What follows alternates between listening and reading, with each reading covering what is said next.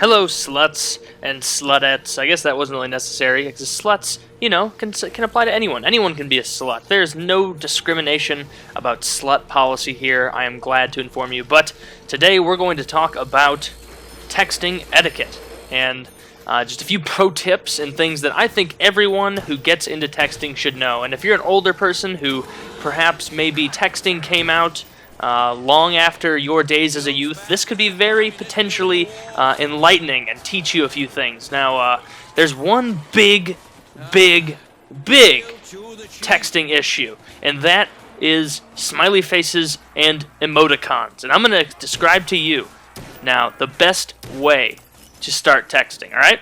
Pay attention, take notes, get a pad, piece of paper, or a computer. You're clearly watching one right now. No excuses here, guys. Jesus Christ. I mean, work with me a little bit. God. So, anyway, the first thing that you need to think about when you're texting someone new is, how do I want to establish our texting relationship? How do I want them to perceive my text messages? And so the first thing you want to make sure you do not do the first few times you text someone are to include smiley faces or emoticons or anything that could denote that you are exceptionally happy and content.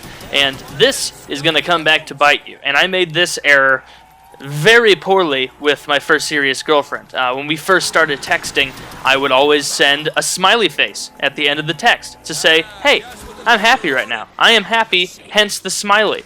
Now, my grave error here was the fact that I didn't think about, for the rest of the relationship, every time I texted her, I would have to keep up this smiley face charade to keep up this bare minimum level of contentment that is necessary for the relationship. And let me explain a little bit more. Now, I know she had the same thing happen to her, and so it was one of those awkward situations where we're both texting smileys like nobody's goddamn business. But essentially, when you start off a relationship, a texting relationship, by sending an emoticon or a smiley face, you've established yourself as a smiley facer. And smiley facers don't put lol or smiley faces when they're ecstatic and really happy. They put smiley faces and lols just to say, oh, they're normal. That's their bare minimum level of contentment. That's what I was saying. That's their normal. They've made the normal a smiley face. And so suddenly, if you get a text from that person wherein a smiley face or an emoticon is confusingly absent, you begin to wonder, what could be wrong? Are they not smiling? Are they not happy? Are they no longer enjoying our relationship? What could I do to possibly bring back the smiley face? Is she trying to attack me passively? Is she using this as a strategy to try and get me to feel guilty? Is she manipulating me right now?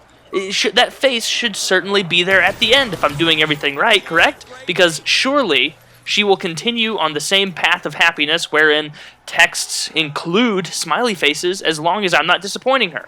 And so then you have this whole conundrum of text and smiley faces out the wazoo, even when you're secretly mad at them, just to try and convince them that everything's okay. So don't be a trifling little bastard with those smiley faces and those emoticons, because they can be remarkably difficult to read. And so what you want to make sure you do the first few times you text someone are to leave out the smileys. No matter how much you're smiling on the inside or on the outside, and no matter how many times you're lolling all over the goddamn place, don't you tell them in that text. Because then, once you establish that it's normal for you to not use smiley faces absolutely ridiculously often, then suddenly your smiley faces are a little bit poignant. They're a little bit meaningful, aren't they? They're a little bit emotionally valuable. Suddenly now, if you're like me and you don't text many smiley faces, you shoot someone a smiley face, they think, alright, Taylor shot me a smiley. That means that he is genuinely happy with us right now and we are at a good place. Man, Taylor doesn't usually send smileys and emoticons. Man, we must be doing really well. I feel good about this. Now, do you see that comparison there, ladies and gentlemen? Leave out the goddamn smileys until you've established the relationship, because otherwise you're just going to get caught up in that terrible spiraling down into the chasm of awfulness. Emoticon hell is what I'm going to call it. You can't even send a text without relying on emoticons or smileys to convey the message for you. So that's the lesson today. It's almost like me telling you how to avoid a drug. You're welcome, guys. So anyway, hope you guys enjoyed. If you do like stuff like this, please leave a rating. And yes, don't forget, what did we learn today, guys? What did we learn? That's right, emoticons, and not to use them. There we go. Hope you guys enjoyed.